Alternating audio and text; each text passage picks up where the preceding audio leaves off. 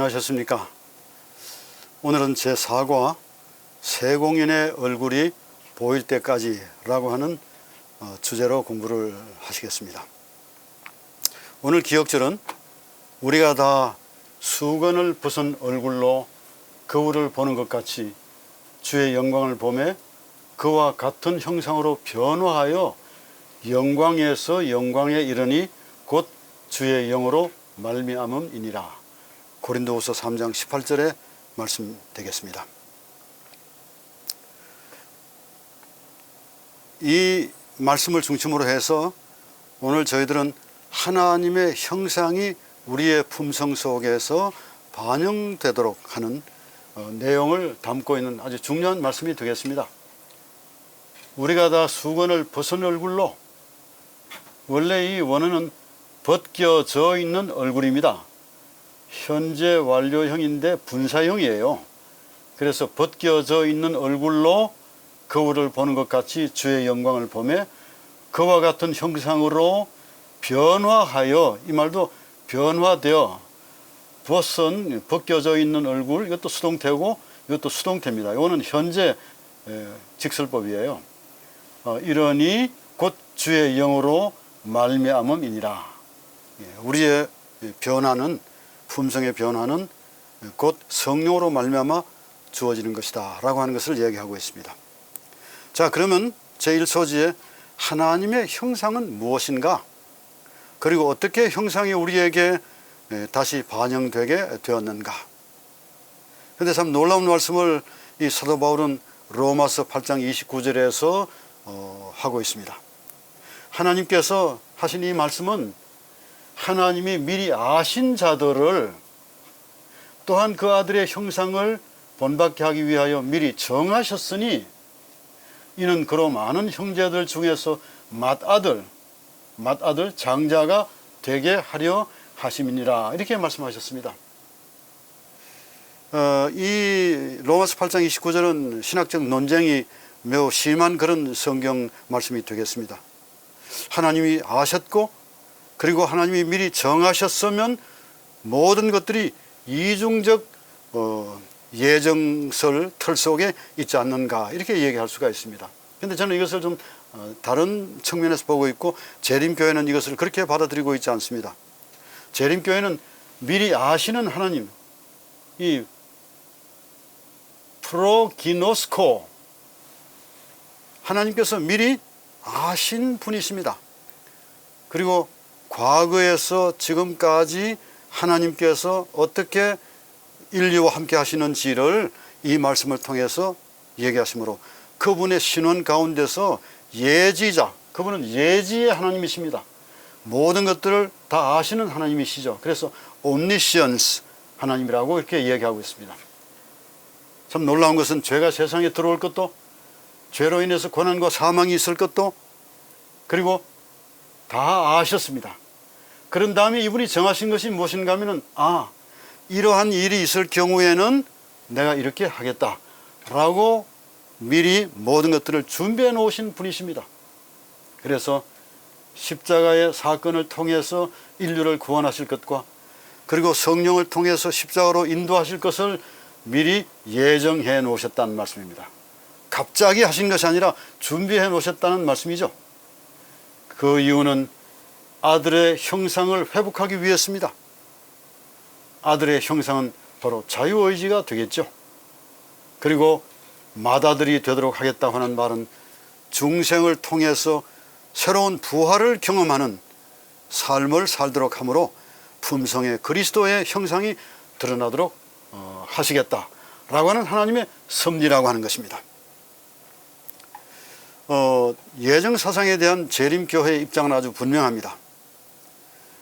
재림교회는 이 칼뱅 혹은 칼빈의 5대 교리, 기독교 강요를 중심으로 해서 아주 핵심적인 5대 교리가 있는데, 인간은 전적으로 부패했다.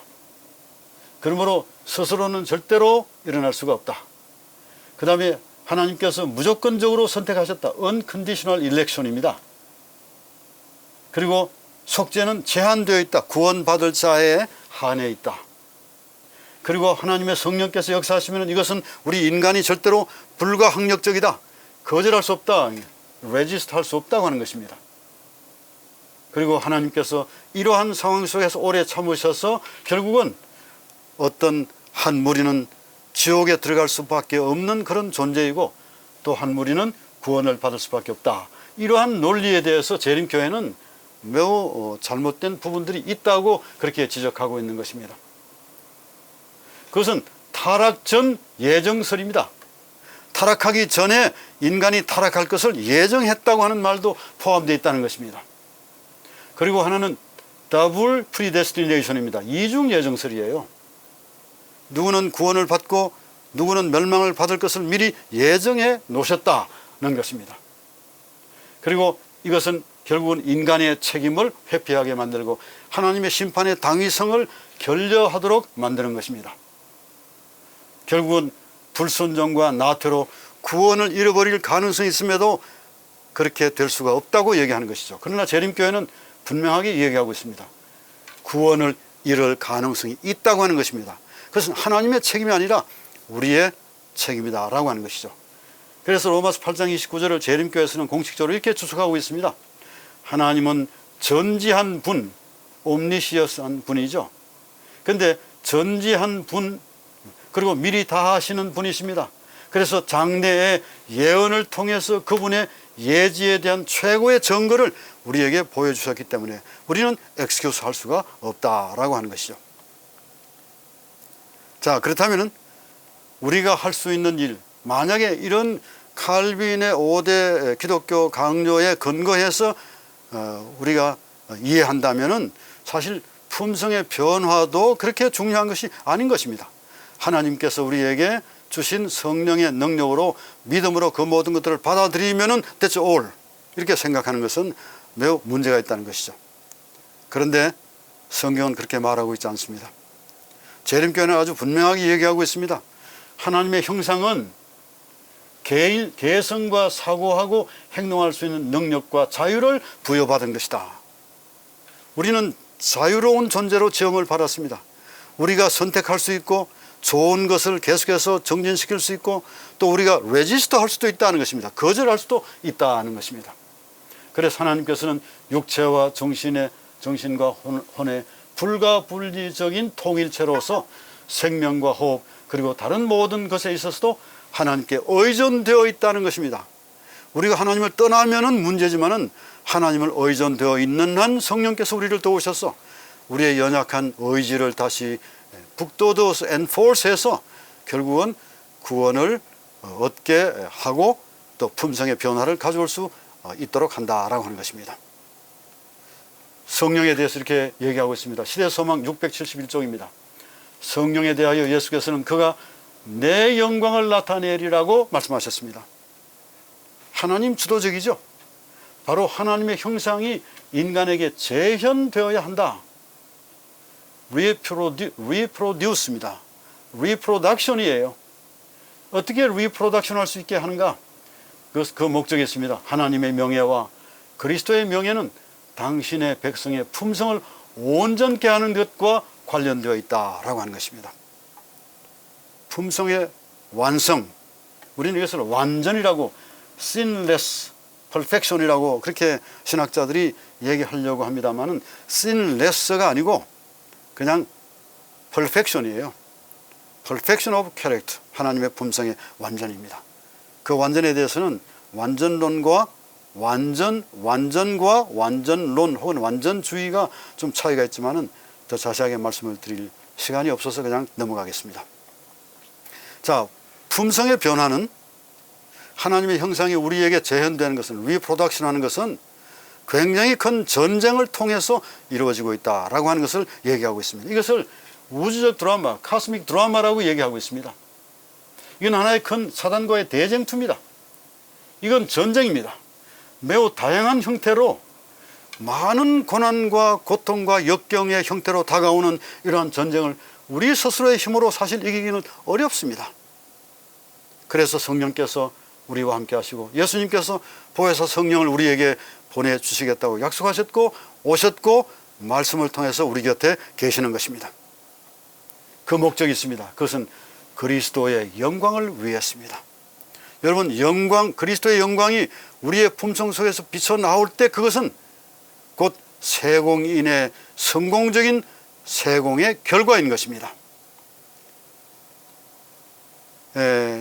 이 실험에 대해서 이미 말씀을 드렸습니다만 우리가 지금 현재 싸우고 있는 싸움은 결코 사람과 사람, 인간관계 혹은 또 나의 어떤 이익과 관계된 것들, 그래서 어떤 물질적인 것들, 이런 것들이 아닙니다.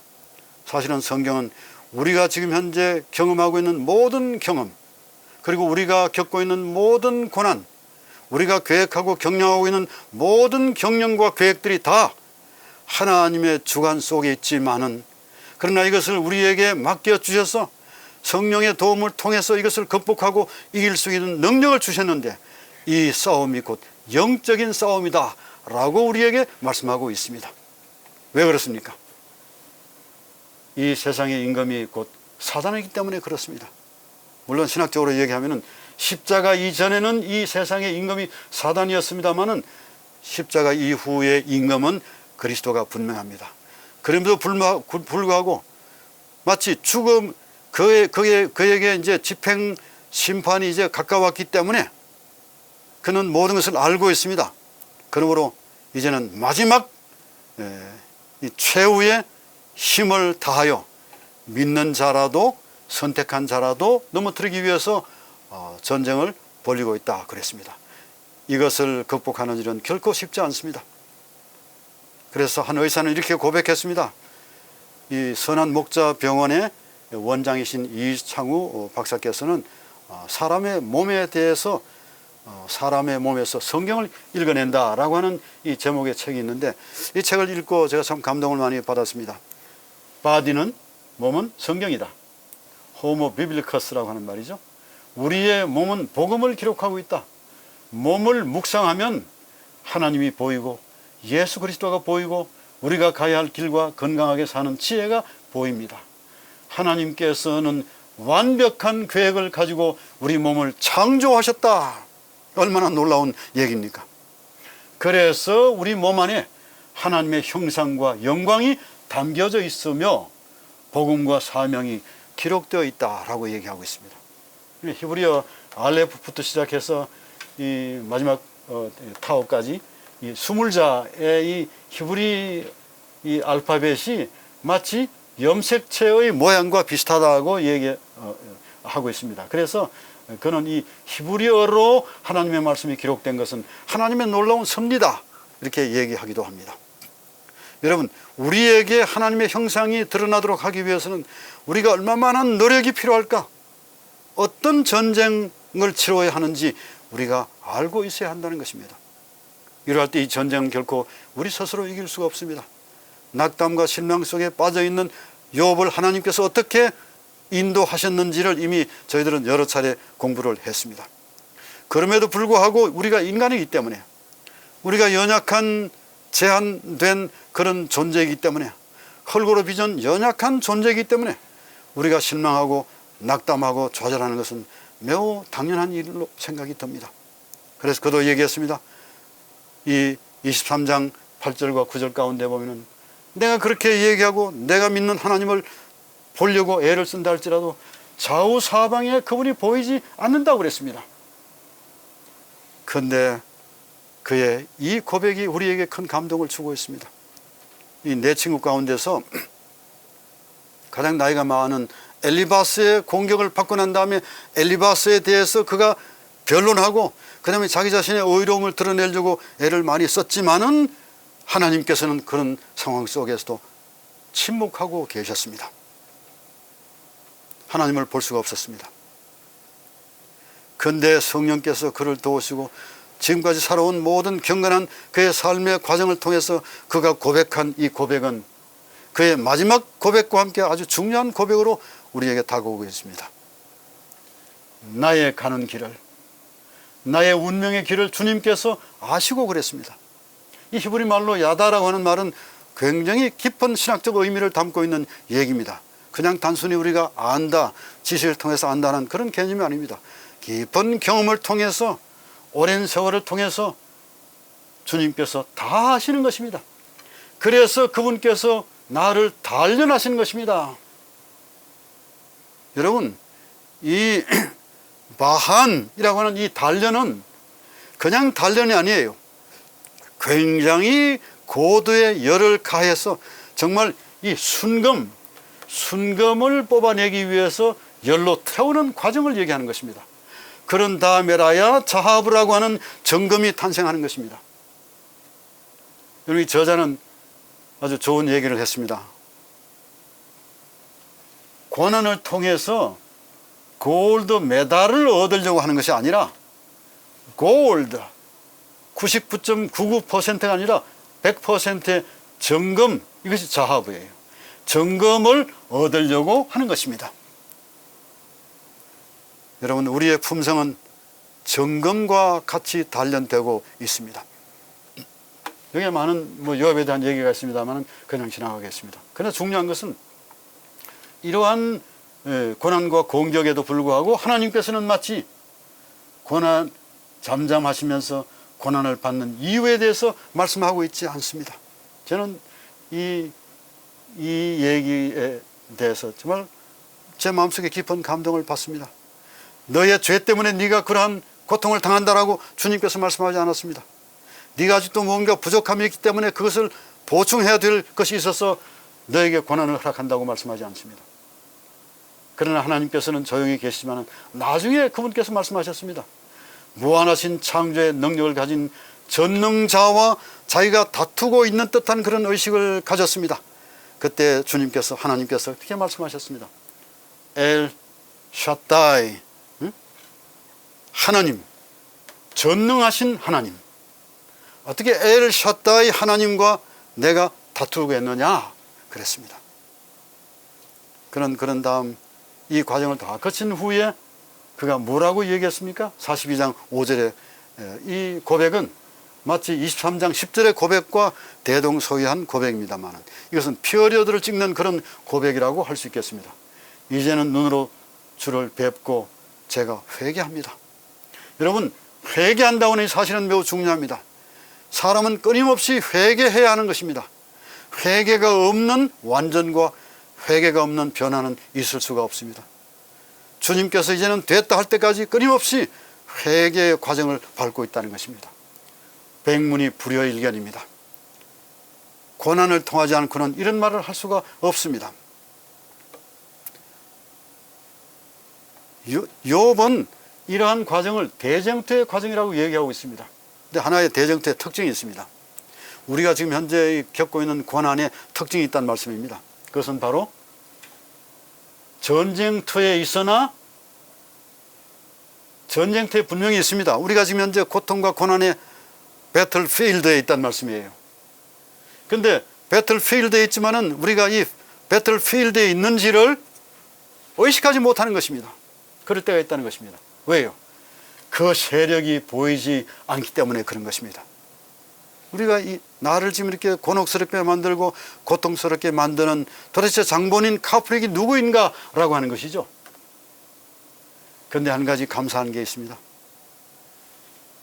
생애에서 큰 전쟁에 있다는 것을 우리가 느끼고 있다는 것입니다. 내가 아프다고 하는 것입니다. 내가 외롭다고 하는 것이죠. 하나님께서 계시지 아니하시면은 내가 정말 절망 가운데 빠져서 속절없이 이 전쟁에서 패할 수밖에 없다라고 하는 절체절명의식을 매 순간순간 느끼고 있다는 것입니다. 그러나 그때 하나님께서 그러나 봤습니다. 그러나 내가 가는 길을, 내가 지금 현재 통과하고 있는 이 큰 대쟁투의 터널을 통과하여 결국은 내가 승리할 수 있다, 승리할 것이다 라고 하는 것을 그분이 아신다는 것입니다.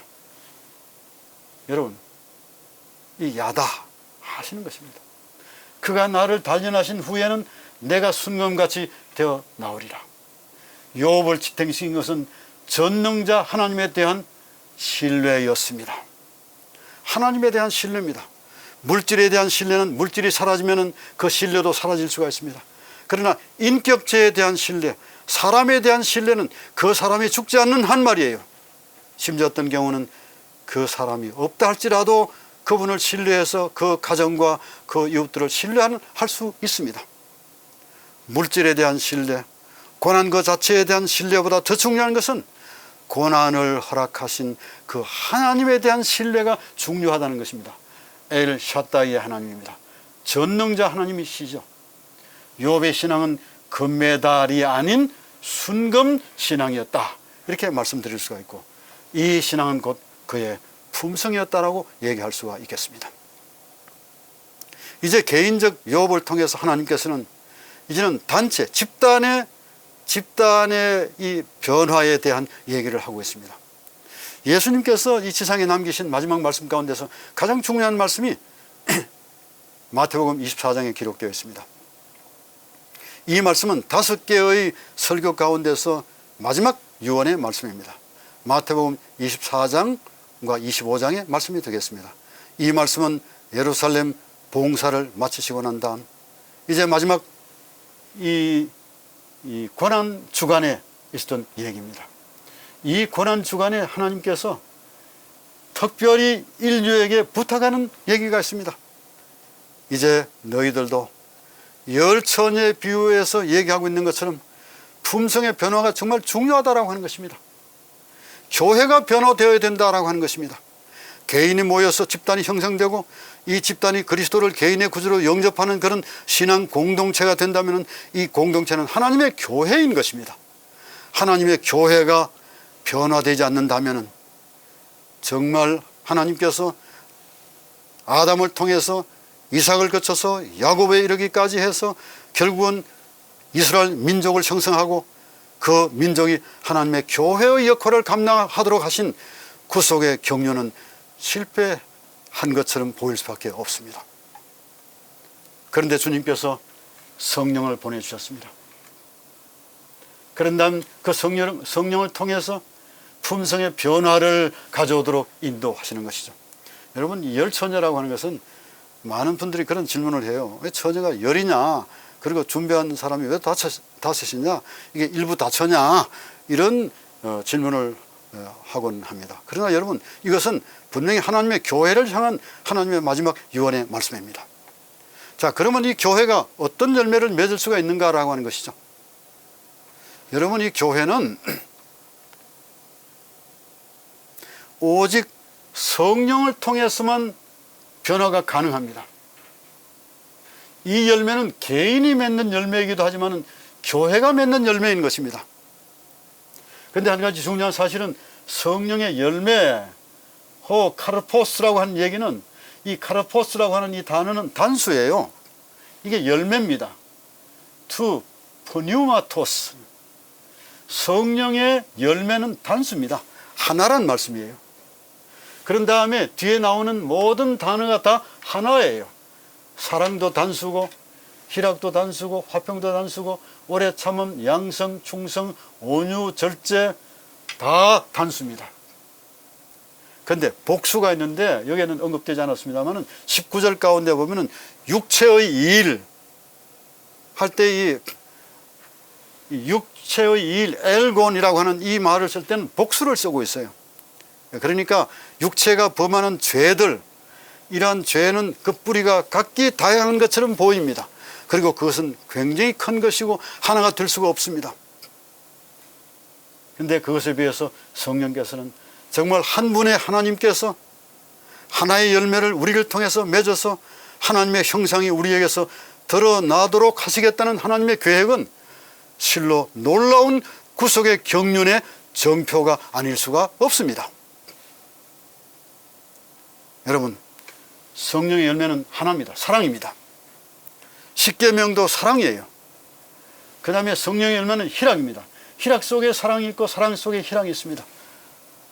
마치 공집합과 같습니다. 화평과 오래 참은 모든 것들이 다 하나예요. 충성 속에 하나님의 사랑이 있고, 자비가 충성 속에 있고, 오래 참음이 충성에 있어야 되고, 양성이 충성에 있습니다. 그 다음에 온유와 절제도 마찬가지입니다. 셀프 컨트롤은 자기 스스로 할 수 있는 게 아닙니다. 하나님의 사랑이 역사해야 되고, 하나님의 오래 참으심이 성령을 통해서 역사하셔야 되고, 그리고 기쁨과 즐거움이 우리에게 있어야 이것이 가능한 것입니다. 만일 우리가 성령으로 살면 또한 성령으로 행한다고 그랬습니다. 그 하나의 목표가 무엇이죠? 그는 우리의 품성 속에서 하나님의 형상을 회복하는 것입니다. 여러분, 하나님의 형상 곧 품성입니다. 품성은 성령과 불가분리의 관계 속에 있습니다. 이것은 곧 품성은 성령의 열매인 것입니다. 이 열매는 성령의 열매 곧 성령의 품성입니다. 품성을 우리에게 회복시켜 주시기 위해서 거대한 전쟁을 치르고 계신다고 얘기하고 있습니다. 그런데 이 전쟁도 이제 끝나갈 때가 되었습니다.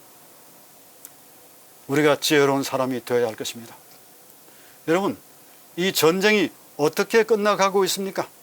우리는 지금 어느 때에 살고 있습니까?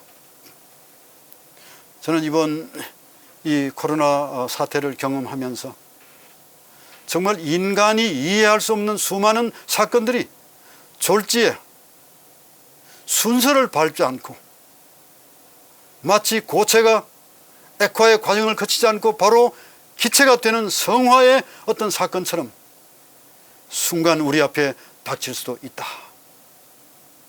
라고 하는 사실입니다. 그런 다음 우리가 지금 살고 있는 이때, 이 타임 말이에요. 크로노스의 시간이 아니라 카이로스의 시간, 시간의 매듭을 얘기하고 있습니다. 시간도 그냥 흘러가는 것이 아니라 물처럼, 강물처럼, 시냇물처럼 말이에요. 흘러가다가 어딘가 목적이 있다고 하는 것입니다. 그런데 그 사이사이에 돌들이 있습니다. 매듭이 있다는 것이죠. 그 매듭이 우리가 지금 얘기하고자 지금 다루고자 하는 때인 것입니다. 그 때, at that time 복음이 다 전파되고 그리고 우리의 품성이 다 완성되고 난 다음에 그리스도께서 이 땅 위에 오시기 전에 우리에게 매우 중요한 사건 하나를 정표로 보여주시고 있습니다. 그것이 무엇이죠? 야곱의 환난인 것입니다. 여러분, 이 야곱의 환난은 우리를 위해서 주시는 환난이 아닙니다.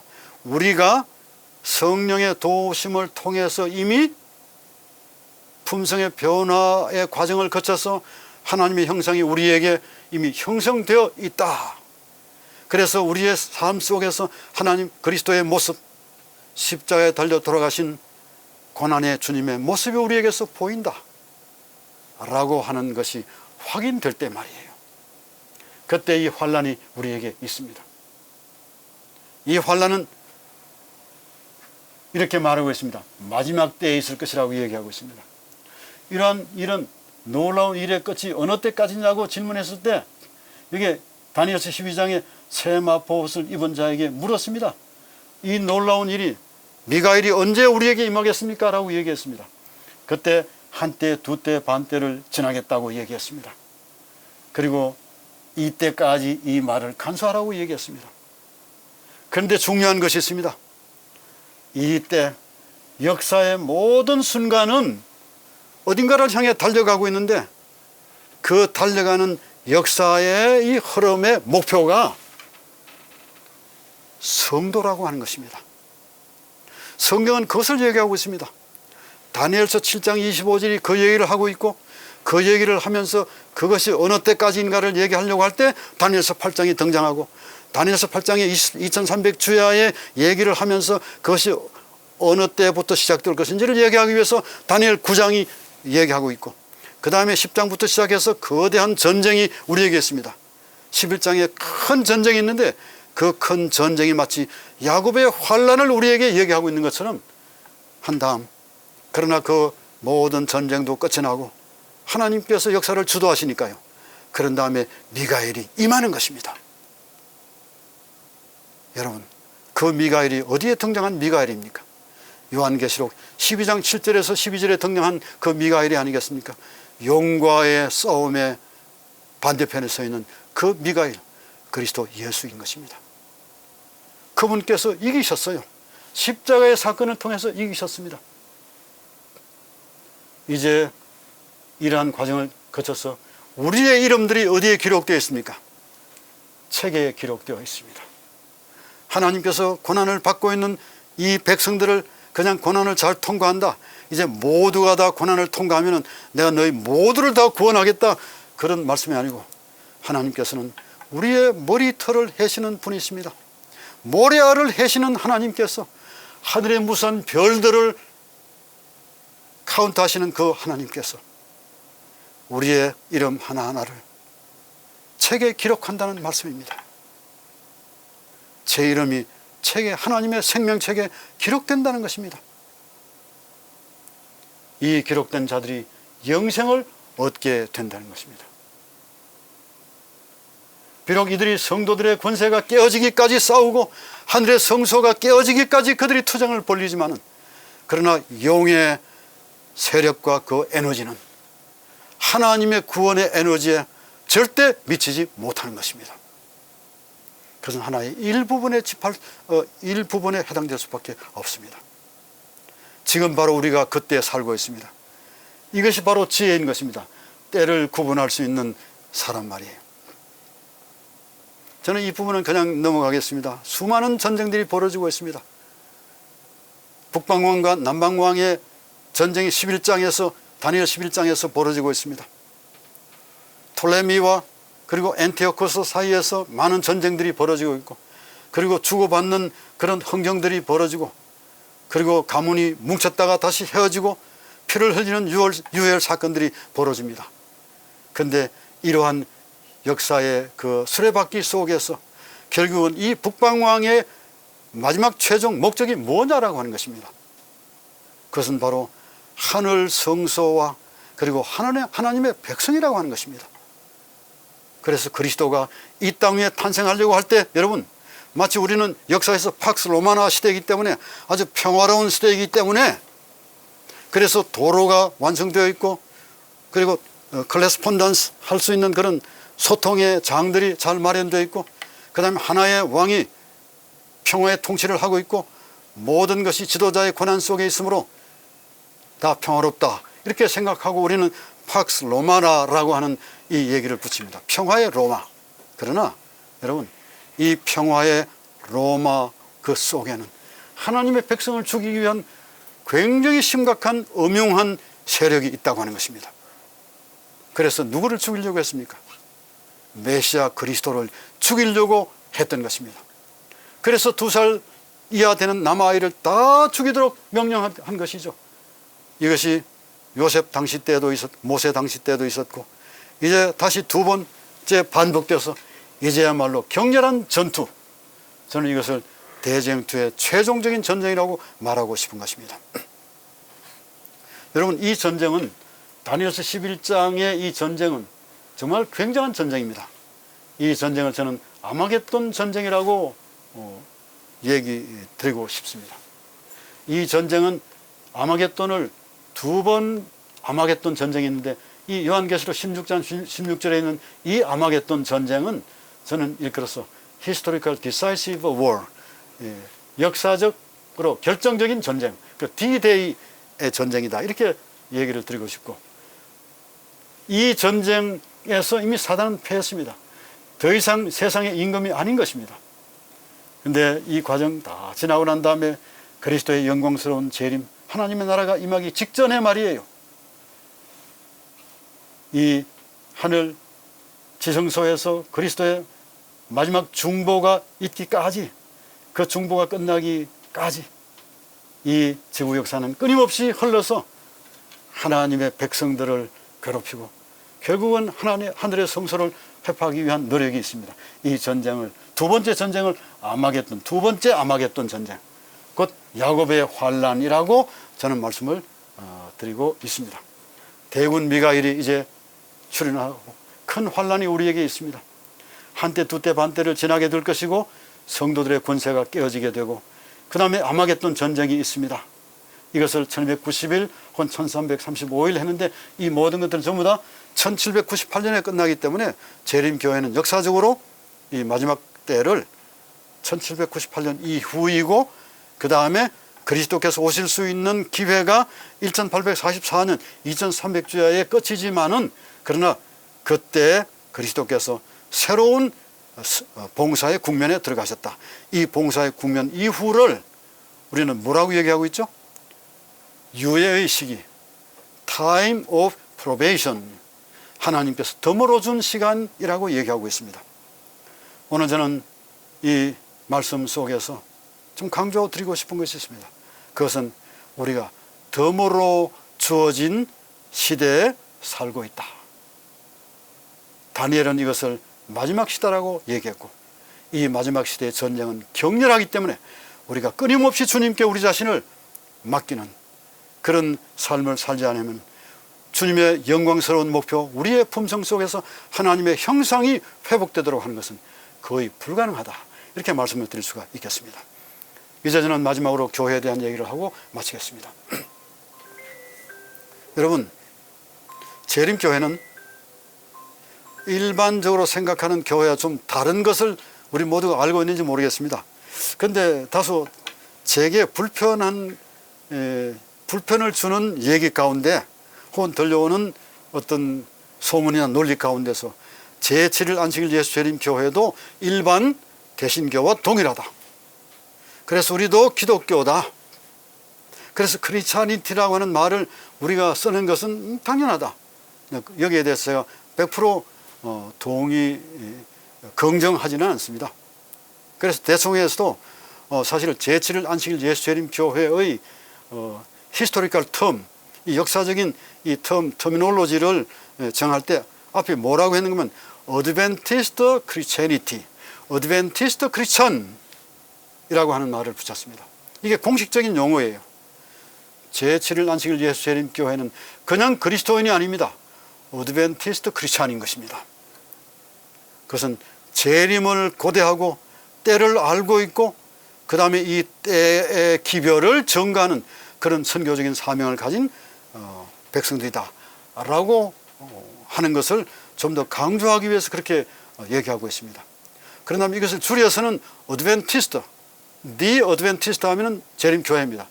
The Adventist S를 붙이면은 재림교인인 것입니다.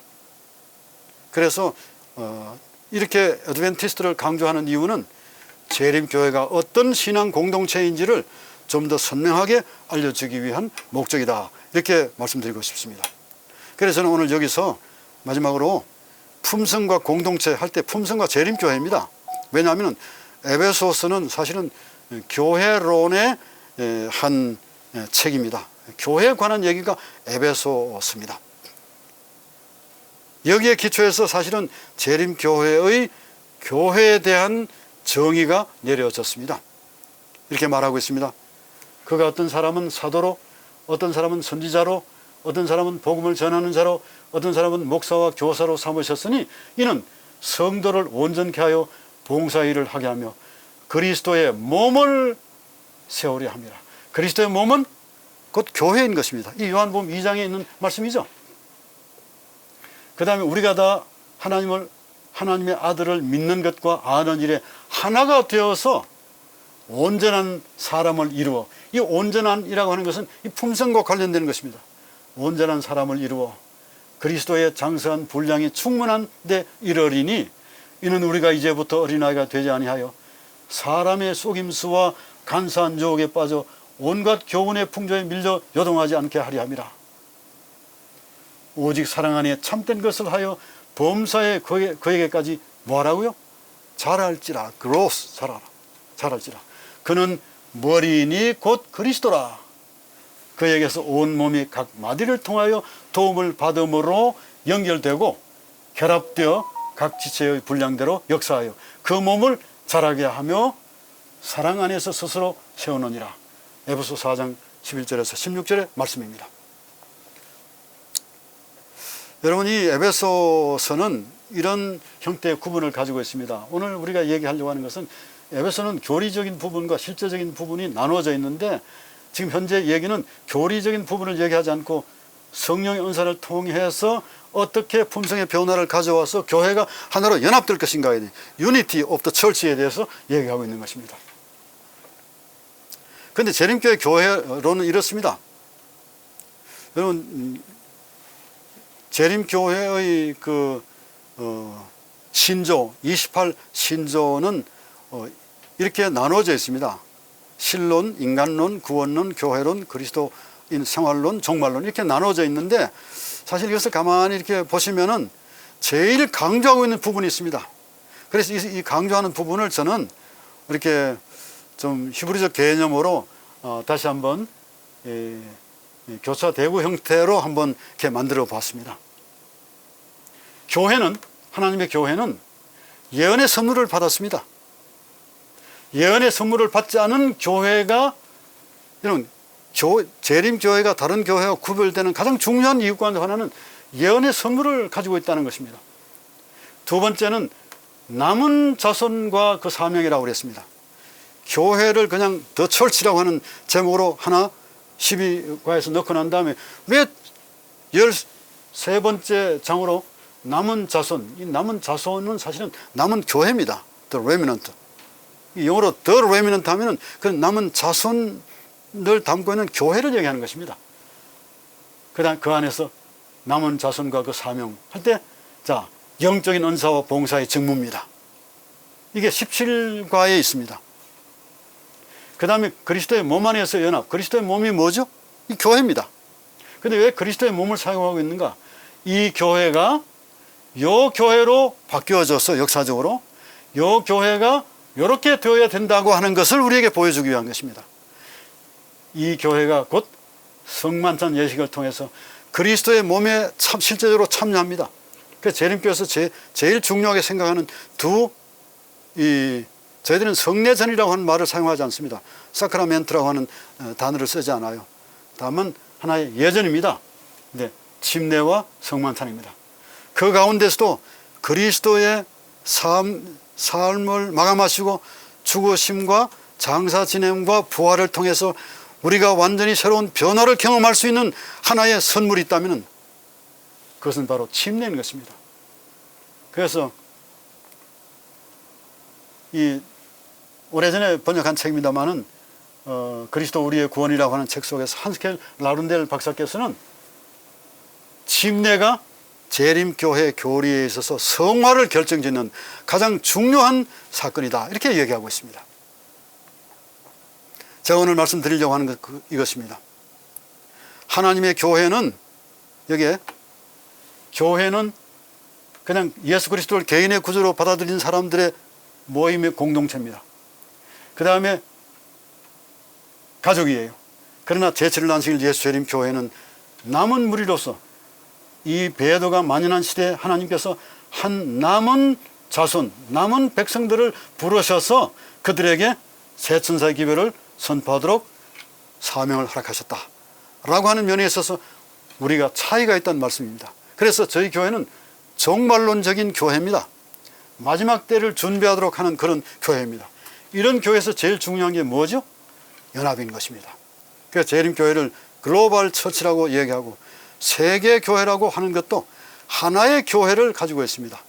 그래서 재림교회 워킹 팔릿이나 혹은 처치 메뉴를 보시면은, 교회 요람을 보시면은 이것이 하나의 교회 틀 속에서 돌아가고 있는 것을 볼 수가 있습니다.